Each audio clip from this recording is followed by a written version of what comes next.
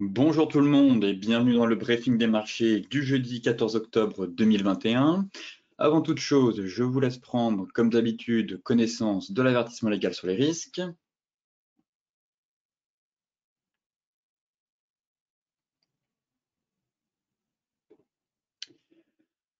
Alors, ce matin, on constate que les bourses se portent plutôt bien. En Europe, les bourses européennes, elles, poursuivent leur rebond. Les investisseurs sont toujours tournés vers les résultats d'entreprise et prendront connaissance aussi cet après-midi des inscriptions hebdomadaires au chômage aux États-Unis.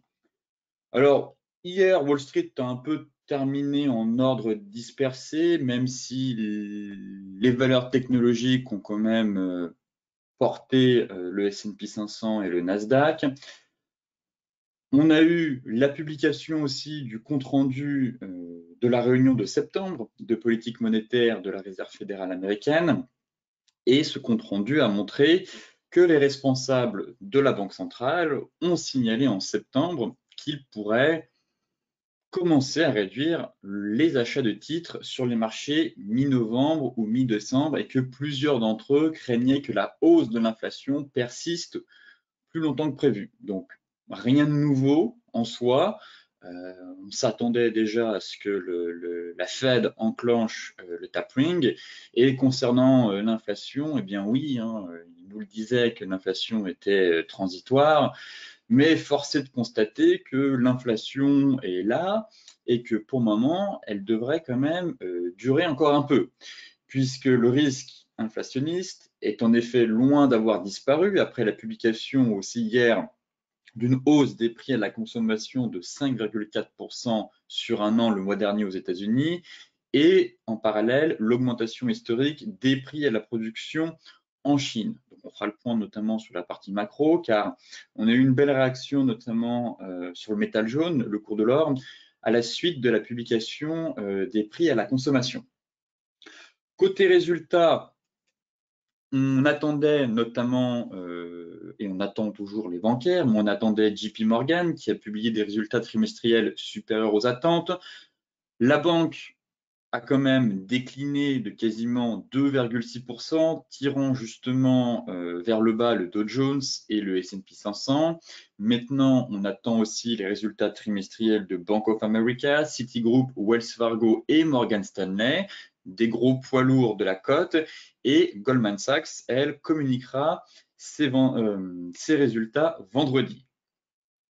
Ce matin, en Europe, on constate que les bourses européennes sont pareilles en hausse et poursuivent leur rebond. Après la tendance globalement positive la veille à Wall Street, mettant justement temporairement de côté les craintes liées à l'inflation et à la politique monétaire, alors que la saison des résultats va progressivement gagner en intensité. À partir de la semaine prochaine, notamment, on aura quelques belles valeurs du CAC 40 qui vont publier leurs résultats. Alors, les marchés européens poursuivent ainsi leur lancée de la veille, ignorant les chiffres de l'inflation en Chine qui montrent la plus forte augmentation des prix à la production depuis le début de la série statistique en 1996 et les minutes de la Fed qui suggèrent que cette dernière devrait entamer le resserrement de sa politique monétaire d'ici la fin de l'année. Globalement, les marchés n'ont pas eu trop de réactions étant donné qu'on les prépare psychologiquement depuis, si vous voulez, des mois et des mois. C'est la stratégie de la Fed, ne pas prévenir à la dernière minute. On sait que la Fed va entamer le resserrement de sa politique monétaire. Maintenant, ça fait des mois et des mois qu'on en parle. Forcément, à force d'en parler, les marchés ne réagissent plus à cette news. Et globalement, je pense que la démarche que va faire la Fed est pricée dans les cours. Après, on peut toujours avoir quelques surprises le jour où la Fed va taper du poing sur la table et dire c'est maintenant qu'on met en place le tapering. Côté macro, les investisseurs suivront à 14h30, comme je vous le disais, la publication des statistiques des prix à la production et celle des inscriptions hebdomadaires au chômage aux États-Unis, sans oublier une série de résultats dans le secteur bancaire avec Bank of America et Morgan Stanley. Ici, nous avons donc côté macro un nouveau sondage qui a été réalisé auprès de Deutsche Bank. Hier, je vous ai montré un sondage de Deutsche Bank effectué auprès de 600 institutionnels sur potentiellement une correction à venir de 5 à 10%. Aujourd'hui, je vous présente un nouveau sondage de Deutsche Bank sur l'évolution à venir des cours du pétrole. Et donc, très clairement, actuellement, on connaît quand même une crise de l'énergie qui est mondiale, j'ai envie de dire, puisqu'on a une flambée des matières premières, une envolée des prix de l'énergie, notamment du gaz et aussi du pétrole. Et très clairement, face à cette crise actuelle, les investisseurs estiment à quasiment 60% que le prix du baril de pétrole pourrait atteindre les 100 $. Donc, une hausse assez conséquente. 27% estiment que le baril devrait descendre sous les 60 $ et 13% se sont pas prononcés tout simplement. On est quand même dans des prévisions plutôt, je ne sais pas si je pourrais dire optimistes, mais assez ambitieuses, effectivement. Je n'exclus pas pour ma part un prix du baril à 90 $. Pour le coup, pour une fois, je suis assez en adéquation avec Goldman Sachs, qui table aussi sur un prix du baril à 90 $ d'ici la fin de l'année. Effectivement, quand on regarde un peu les graphiques, on a quand même cassé des très gros niveaux, des résistances mensuelles. Donc forcément, tout porte à croire que ce rallye n'est pas terminé. Rappelez-vous aussi, je vous ai mis un graphique en début de semaine avec les super cycles qu'on avait eus en 2002 et 2009, si je ne me trompe pas, sur les matières premières. Et peut-être que le rallye ne fait que commencer. Donc effectivement, je rejoindrai les investisseurs sur une poursuite de la hausse, mais je n'irai peut-être pas jusqu'à 100. En tout cas, ce n'est pas impossible, c'est tout à fait plausible, mais dans un premier temps, je viserais plutôt 90 $ pour ma part sur le prix du baril. Néanmoins, à voir comment se comportent les prix du pétrole et les prix de l'énergie dans les semaines et les mois à venir. Mais effectivement, si on continue sur cette lancée, un pétrole à 100 $ ne serait pas à exclure.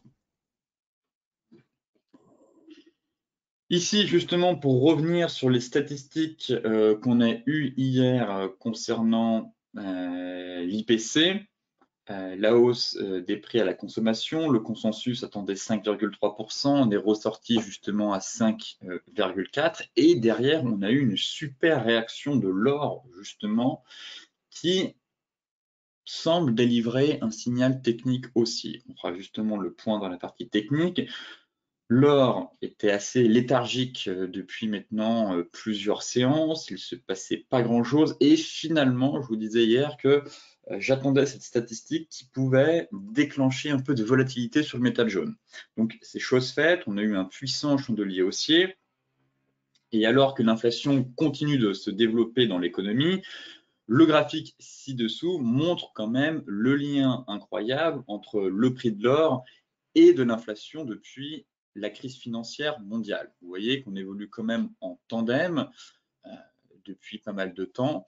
Lorsque l'inflation augmente, eh bien, le cours de l'or, lui aussi, a tendance à suivre l'inflation. Et ici, une divergence semblait en tout cas se manifester. Et le cours de l'or était un peu délaissé par les investisseurs qui tablaient et qui tape toujours sur une forte reprise économique mondiale pour 2021 et pour le premier trimestre, voire premier semestre 2022. Donc forcément, on a délaissé les valeurs refuges au profit des actifs jugés plus risqués, comme notamment les valeurs de croissance et les actions. Mais maintenant, on a quand même atteint un niveau extrême par rapport à 2011 et l'or semble fondamentalement bon marché, techniquement peut-être survendu, tandis que l'inflation, elle, continue de gagner du terrain. Et donc, il est possible que la relation historique entre les métaux précieux et la croissance des prix à la consommation restera forte dans les semaines et les mois à venir. Et ainsi, le gold pourrait là, pour le coup, potentiellement effectuer un rattrapage par rapport à la forte accélération de l'inflation. Effectivement, on prend connaissance du compte-rendu de la Fed, plusieurs membres, comme je vous le disais, craignent que la hausse de l'inflation persiste plus longtemps que prévu. Effectivement, même si on a une stabilisation, ou même si l'inflation persiste, l'or pourrait effectivement rattraper ce retard et nous offrir une belle accélération d'ici la fin de l'année, voire au premier trimestre 2022. Donc, on fera le point maintenant dans la partie graphique pour voir un peu où est-ce qu'on se situe.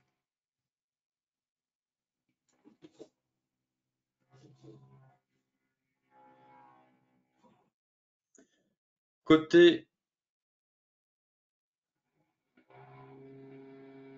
graphique, voici le CAC 40 et nous avons eu une sortie par le haut du canal baissier. Donc, un bon point pour la suite. Effectivement, après plusieurs séances un peu de yo-yo, finalement, le CAC là, a bien envie de reprendre un peu de hauteur pour aller chercher le prochain niveau. Donc là, on bloque justement sur MM50, pile poil. On affine toujours en données 4 heures, mais on a eu la cassure par le haut du fameux range. Ici, couplé en parallèle avec la sortie par le haut du canal. Donc là, c'est un bon point techniquement, je trouve. C'est intéressant, j'aime bien la configuration. Pour moi, je vous parlais des niveaux clés à travailler, les 6622, 6700 ou 6400. Et finalement, on reprend de la hauteur, on reprend des couleurs. Les investisseurs se montrent moins nerveux, commencent à saluer la publication des résultats trimestriels. Et je ne suis pas spécialement bull, mais j'aime beaucoup la configuration qui suggère effectivement pourquoi pas un retour sur les 6007. Là, on a une belle zone de prix, effectivement. Aux alentours, on est pile sous la même 50. Donc là, c'est effectivement un frein.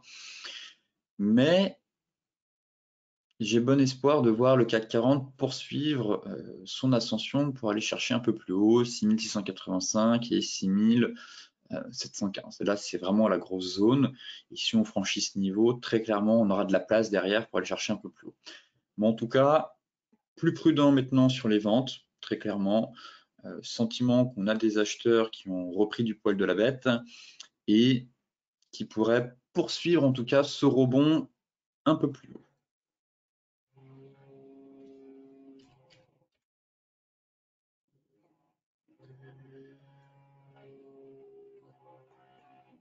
Le DAX, c'est exactement la même chose.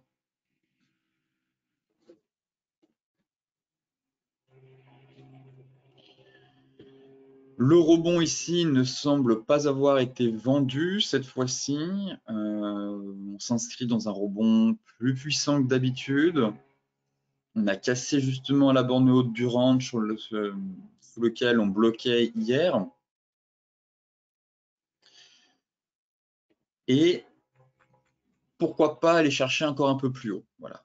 Un objectif vers 15 400, 15 423, 425.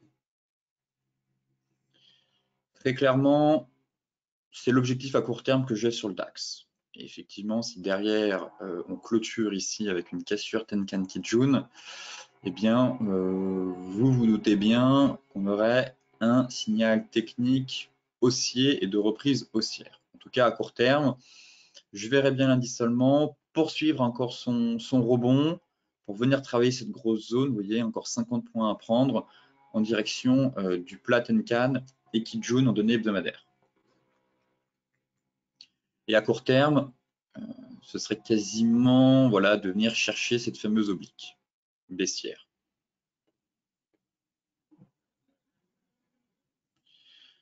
Voilà, on est sur un gros niveau ici, 15 000. Bon, on a une grosse zone, très clairement, couplée aussi avec un plaqué jaune. En données 4 heures,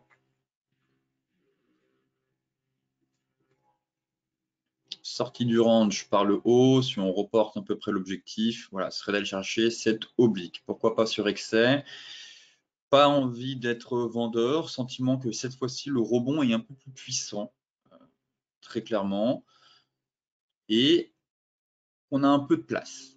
Voilà. Par contre, pas aller chercher bien plus haut, j'attendrai ensuite la cassure des 15 500 vraiment pour espérer de nouveau une belle vague. Mais à court terme, je pense clairement que le DAX a les capacités d'aller chercher, vous voyez, cette zone-là, l'oblique couplé avec surexcès un peu, le plat Tenkan et Kijun en données hebdomadaires.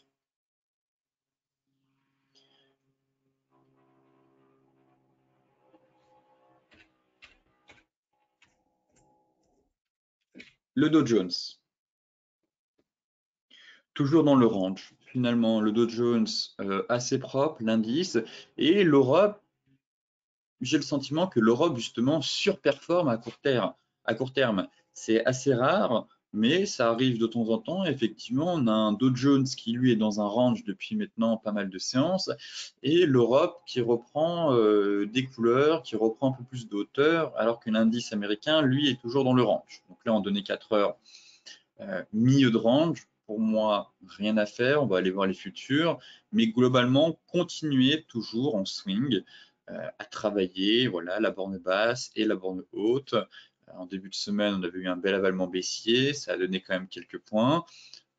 Bon, bah, on peut toujours avoir une rotation partielle des prix de nouveau vers la borne haute. Là, actuellement, les futurs sont dans le vert, donc le sentiment qu'on va peut-être entamer une rotation partielle des prix.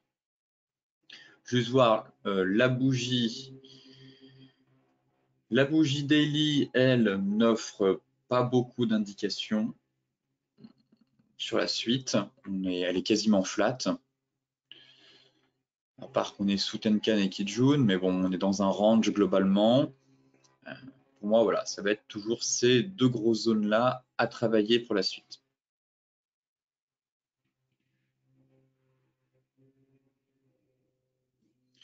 Et effectivement, sur les futurs, on est en train d'amorcer une rotation, en tout cas partielle. La zone, le milieu de range, une nouvelle fois tenue. Logiquement, vous avez pris des bénéfices avec la vente qui était possible en début de semaine, sur l'avalement baissier sur le haut de la zone. Là maintenant, le sentiment plutôt encore que le marché devrait aller chercher une nouvelle fois la borne haute. Encore une fois, on attend les résultats de gros groupes bancaires en début d'après-midi. Bon, ils ont été vendus pour JP Morgan hier, même si le groupe a dépassé les attentes. Donc encore une fois, à surveiller, mais quand je vois le rebond qu'on est en train d'entamer effectivement en Europe ce matin, enfin, la poursuite du rebond, ça se matérialise aussi sur les futurs américains et le sentiment que le marché aurait et pourrait très facilement de nouveau aller chercher la borne haute de son range. Donc là, pas de grosse stratégie, à part encaisser les ventes qui ont été effectuées en début de semaine, et maintenant laisser une nouvelle fois le marché retourner sur la borne haute pour avoir un peu plus de visibilité derrière. Mais sinon, la stratégie reste la même depuis plusieurs séances, ping-pong et stratégie de trading range entre les deux bornes.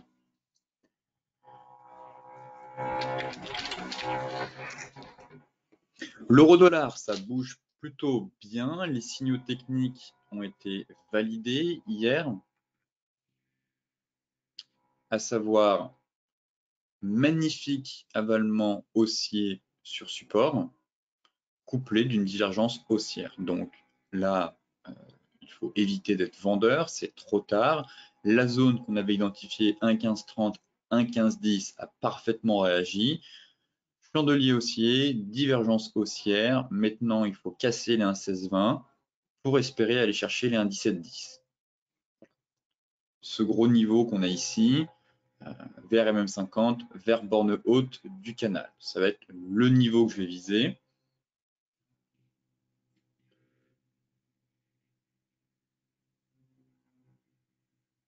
Et ça correspond justement aux 50% de retracement de la dernière vague de baisse, qui est justement l'objectif théorique d'une divergence.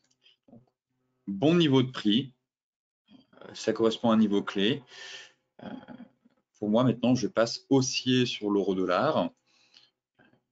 On avait déjà eu un beau chandelier en données 4 heures hier sur le support.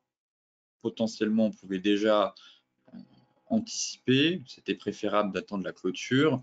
Derrière, cassure de l'oblique baissière, cassure de la Kijun, cassure de la MM50.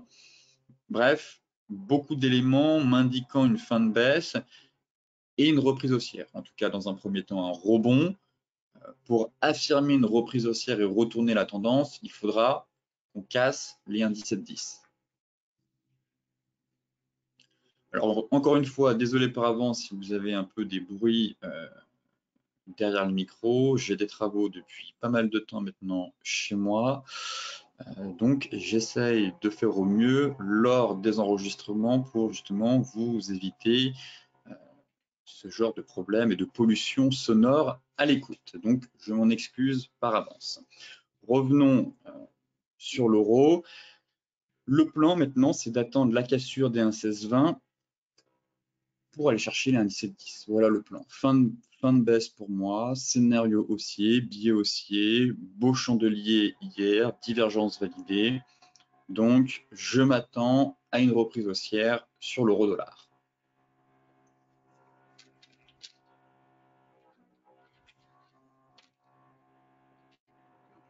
L'euro AID suivi du plan, toujours rien à dire. C'est baissier. Bon, on est en pleine accélération, hein. On est assez éloigné de la Tenkan. De nouveau, un pullback ne serait pas à exclure, mais au fur et à mesure que les prix accélèrent, eh bien, vous diminuez, vous mettez votre stop en stop win au fur et à mesure, et ainsi de suite. Un peu en mode stop loss suiveur, si vous voulez. Mais globalement, ça reste baissier, le plan est plutôt bien enclenché. Ce qui me dérange, c'est que oui, on est un peu éloigné de la Tenkan, donc à mon avis, un petit rebond ne serait pas à exclure. Mais il faut garder le cap et viser la fameuse zone des 1,5480, 85, 1,5460. Voilà, on a une grosse zone ici. Ça correspond aussi à l'objectif théorique. Mais pour l'instant, en tout cas, le plan se déclenche plutôt bien et la baisse se poursuit. Là, c'est juste un suivi du plan vendeur mis en place la semaine dernière suite à la cassure de la trendline et de la ligne de coût. L'euro GBP à surveiller aussi. Là, ça devient enfin intéressant. J'attends la clôture pour éviter de se manger tout simplement un bear trap. Hein, on peut toujours faire une mèche, hop, et revenir et clôturer en dessous. Mais ça devient intéressant. Enfin, le support, j'attendrai quand même une clôture sous les 0,8460. Mais le marché semble effectivement enfoncer son support qu'il travaille depuis maintenant plusieurs mois. Et donc derrière, ce serait un stop loss juste au-dessus et poursuivre cette dégringolade pour aller chercher la borne basse du range hebdomadaire. En données 4 heures,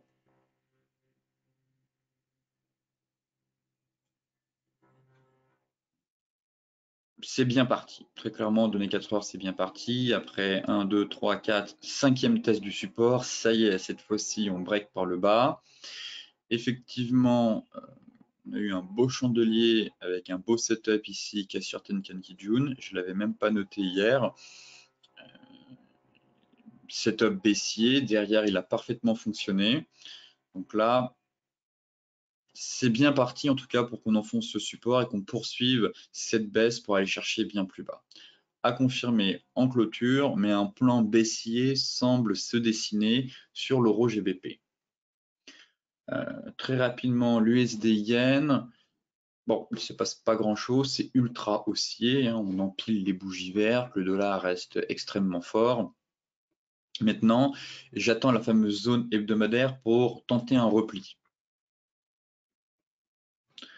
On a très clairement identifié cette magnifique zone hier, 114, 114,10, 114,20, objectif théorique à 114,50 suite à la sortie par l'au-dessus de triangle. Donc là, ici, on arrive proche d'une grosse zone.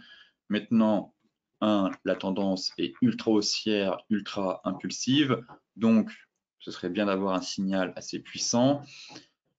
Je m'attends quand même à une dernière petite vague et une dernière petite jambe pour essayer de se rapprocher le plus près possible de cette zone pour tenter justement le repli. Et bien évidemment sur signal baissier. Pour l'instant, c'est un peu tôt. Là, j'aimerais bien qu'on se stabilise. Le RSI dégonfle. C'est un fait intéressant. Et si de nouveau on accélère ici, le RSI devrait lui aussi accélérer. Mais je ne pense pas qu'il fasse un top plus haut que le précédent. Et donc, dans ce cas-là, on aurait la formation d'une divergence sur zone mensuelle, ce qui pourrait derrière provoquer un plan vendeur sur repli pour aller chercher la moyenne mobile 50. Donc là, plutôt un plan que je vais surveiller la semaine prochaine, que je tente de mettre actuellement en place. Si le marché veut bien me confirmer en tout cas ce scénario, mais c'est un plan actuellement en cours de préparation.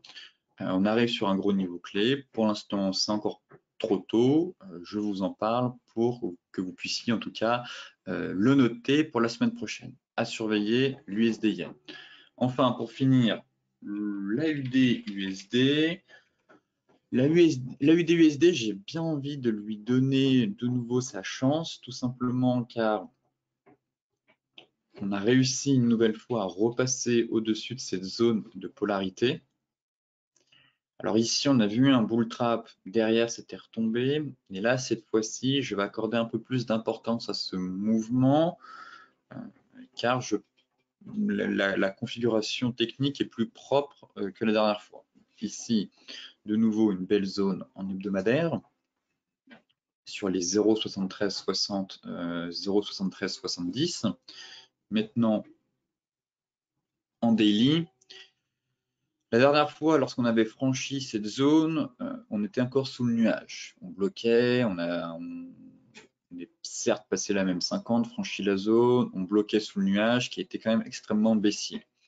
Là, le sentiment qu'on a eu une phase finalement de stabilisation et que le nuage pourrait, à l'inverse, s'orienter à la hausse. Donc là, lors de la cassure de cette fameuse zone, en tout cas, les prix ne butent pas contre le nuage et bien au contraire, le nuage pourrait lui s'orienter à la hausse. Donc, plutôt sentiment qu'après une belle chute, on a eu une phase de stabilisation et que là, justement, l'AUD tente d'amorcer une reprise haussière.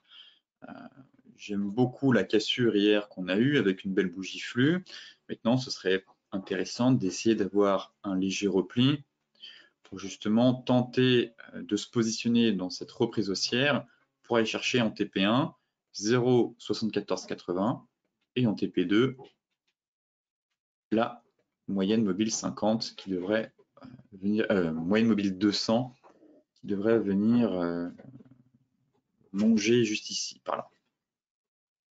En tout cas, voilà mon sentiment sur l'AUD-USD, qu'on entame une reprise haussière, une configuration plus propre que la dernière fois où ici finalement j'avais eu un biais haussier mais derrière on était quand même parti en direction du sud avec un peu une sorte de bull trap, mais cette fois-ci j'ai le sentiment en tout cas que les acheteurs sont plus convaincants dans leur impulsion haussière qu'on est en train d'effectuer et dans leur reprise haussière surtout. En données 4 heures,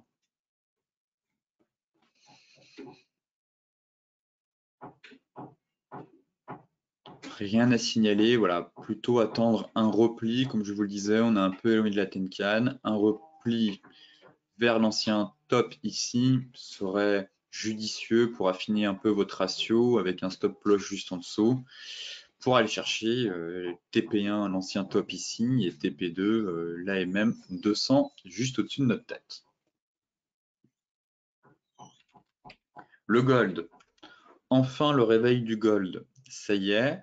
On a encore un gros morceau à franchir. On va pas se mentir, mais c'est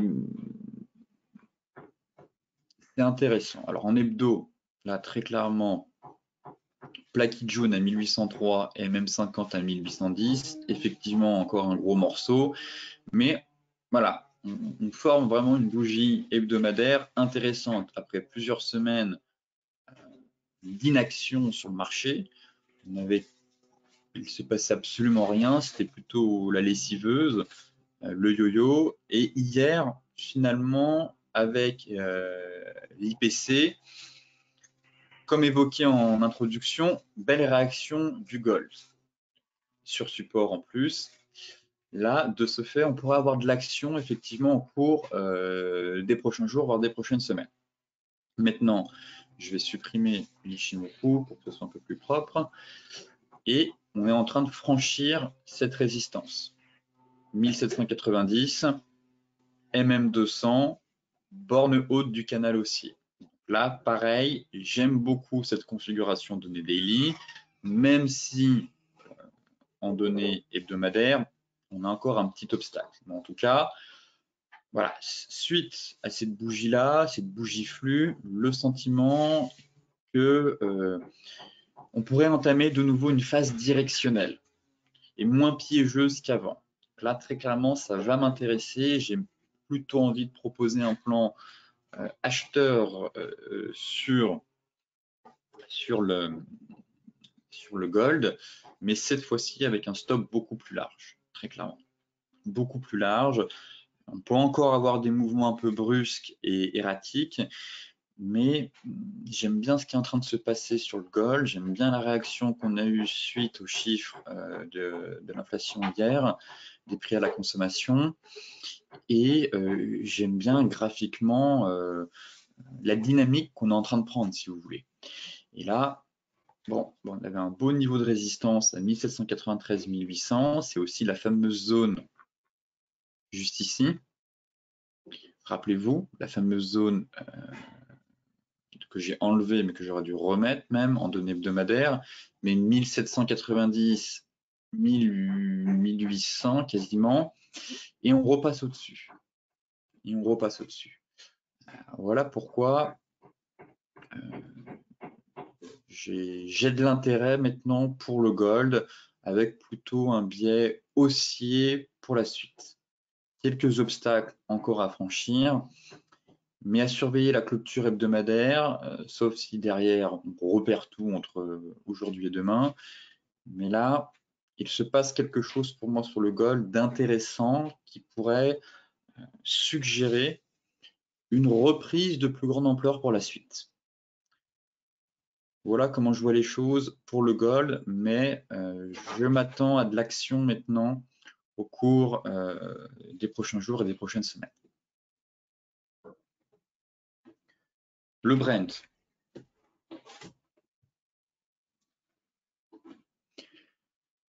Le Brent, toujours en mode bulldozer, comme évoqué en introduction. On empile les bougies vertes en données hebdomadaires, on est dans la zone, mais toujours pas de signaux vendeurs, en tout cas. Une formation, certes, d'une divergence, mais elle n'est pas validée non plus. De ce fait, encore une fois, les acheteurs gardent la main, évitez de nager à contre-courant, la dynamique est extrêmement haussière, le flux impulsif, tous les replis sont payés, encore trop tôt pour moi pour envisager un scénario vendeur. Vendeur, oui, mais pour jouer un repli, pas un retournement de marché. Et derrière, effectivement, la grosse zone que je vise, comme je vous le dis en introduction, les investisseurs tablent sur un baril à 100.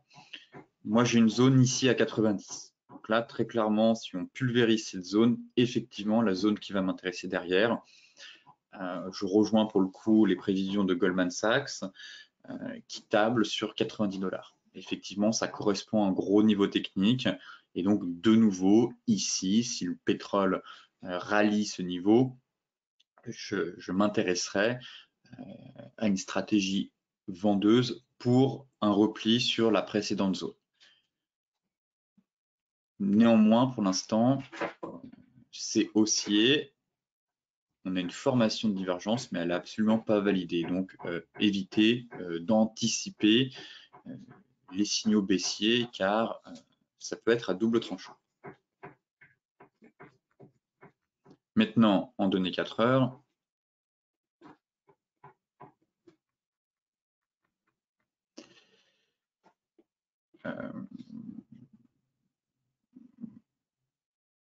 il n'y a rien à dire de plus finalement, c'est des plus bas et des plus hauts de plus en plus haut, c'est haussier, tous les replis sont payés. Vendre là, c'est pas judicieux, tout simplement selon moi, c'est encore trop tôt et surtout on n'a pas de signal. Donc, si vous voulez tenter des achats sur repli, effectivement, c'est plutôt payant. C'est une stratégie qui, pour l'instant, fonctionne plutôt bien. Maintenant, si on casse cette zone, eh bien, je suis toujours haussier. Mais là, ça enverrait, selon moi, de nouveau un signal fort pour aller chercher les 90 $. Le light, même constat. Pas de repli sur la précédente zone. Donc là, direction 84. En données hebdomadaires, belle bougie verte, forte accélération haussière. Objectif, aller chercher la prochaine zone vers 84, 83,3. En données journalières, formation d'une divergence, quoique on est à 2 doigts de l'invalider, on est là, le RSI semble bientôt faire un top plus haut que le précédent. C'est haussier, les acheteurs gardent la main, on attend patiemment la prochaine zone si vous souhaitez être vendeur, sinon la stratégie consiste à se positionner sur repli dans le sens du flux afin de prendre le train qui est en pleine accélération haussière.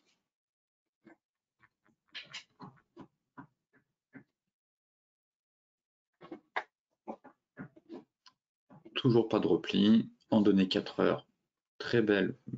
Honnêtement, je trouve qu'en données 4 heures, on a un super filtre qui permet de voir d'un clin d'œil la tendance avec les MM50, la Kijun, l'oblique haussière. On peut même de nouveau retracer une nouvelle oblique ici, hop, pour vous montrer à quel point l'accélération est quand même impressionnante, mais oblique, voire même un canal haussier pour cadrer à plus court terme.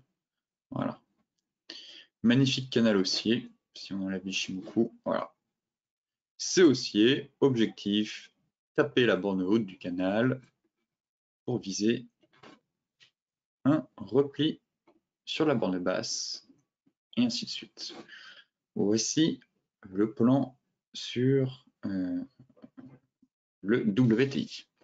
Maintenant, le Bitcoin, mais qui se stabilise toujours, néanmoins travaille à un niveau majeur, comme vous le savez, la fameuse zone des 58 900, une zone de 1000 points. On est sur résistance. Bon, bah, on attend la cassure de la résistance. On ne paye pas sous résistance. Vous savez bien maintenant, on attend la cassure de la zone. Et si on casse la zone et qu'on sort par le haut du canal, là, autant vous dire que le marché enverra un signal très puissant. Et bon, on ne devrait pas avoir trop de mal à retrouver les anciens plus hauts historiques vers les 65 000. Et puis même, je pense inscrire un nouveau record derrière. Le point qui me dérange un peu, c'est qu'on est en pleine accélération. J'aurais aimé une petite consolidation un peu plus profonde, histoire que voilà, les prix respirent un peu, que le marché reprenne son souffle pour repartir justement plus fort. Car si l'on part à la verticale derrière, je préfère des tendances plutôt saines que des marchés paraboliques derrière. Généralement, les excès engendrent des excès. Et si on part dans un excès haussier, on risque d'avoir un excès assez violent à la baisse. Donc, Il serait préférable, en tout cas, que le BTC construise une tendance saine et pérenne pour la suite. Mais sinon, rien à ajouter, on est sous résistance. Plutôt du suivi de position, encore une fois, pour celles et ceux qui étaient positionnés ici, qui remontent leur stop au fur et à mesure que le BTC accélère. Et maintenant, attendez la cassure. Effectivement, pour les autres, la cassure de ce niveau pourrait offrir une opportunité pour se repositionner en trading, pour aller chercher derrière 61 000 et 65 000 $. En 4 heures, de nouveau une cassure Tenkan Kijun ici, suggérant une hausse à venir. Pour l'instant, le setup a plutôt bien fonctionné, soutenu par MM50. On est sous résistance, donc restons maintenant observateurs et attendons de voir surtout si le marché parvient à franchir ce gros niveau de prix qui serait ensuite de bon augure pour la suite et aller chercher le fameux ATH. Pour terminer, l'Ethereum, mais l'Ethereum c'est exactement la même chose, seulement que on a enfin break les 3700, c'était le niveau que je m'étais fixé à atteindre, en tout cas cette semaine, c'était le premier niveau à aller chercher. C'est chose faite, sortie du range par le haut. On break les 3007, j'attends maintenant la clôture, mais c'est plutôt encourageant pour la suite. Voilà. Ici, on avait une zone, alors je vais enlever l'Ishimoku caché, réajuster mon graphique, retracer un peu cette zone de support qui est pour moi exactement juste ici. Voilà. La fameuse zone de support, de résistance, pardon. 3675, 3720. Si on veut être précis. Et on est en train de break ce niveau. Donc, le marché devrait de nouveau aller chercher les 4000 $, 4100. En tout cas, techniquement, c'est propre. On n'a aucune alerte baissière. Le marché a consolidé, s'est stabilisé, avait besoin de reprendre un peu son souffle. Derrière, belle bougie flux. Là, on était sous résistance. Bougie flux directionnelle impulsive qui est en train de break ce niveau. Tout porte à croire que le marché va maintenant aller chercher la prochaine zone à 4000 $. Donc, à confirmer en clôture, pour éviter encore une fois de se prendre un bull trap. Mais si c'est confirmé en clôture, attendez-vous à une nouvelle jambe de hausse en direction des 4000. Et là, ensuite, on pourra évoquer ce scénario de tasse avec Anse, qui derrière pourrait libérer une troisième phase de bull run. Ici, on a eu la première phase de bull run, grosse phase de correction, deuxième phase de bull run. Et j'estime que si on break les plus hauts et pareil sur le BTC, on va attaquer la troisième phase de bull run sur l'ensemble des crypto-monnaies. Et là, on peut s'attendre à de très belles performances, je pense, et à de très belles accélérations sur les meilleurs cryptos et encore une fois, les meilleurs dossiers. Sur ce briefing des marchés touche à sa fin. Je vous souhaite donc une excellente journée, de très bons trades, soyez prudents sur les marchés et je vous retrouve donc demain pour faire un nouveau point complet sur la planète finance.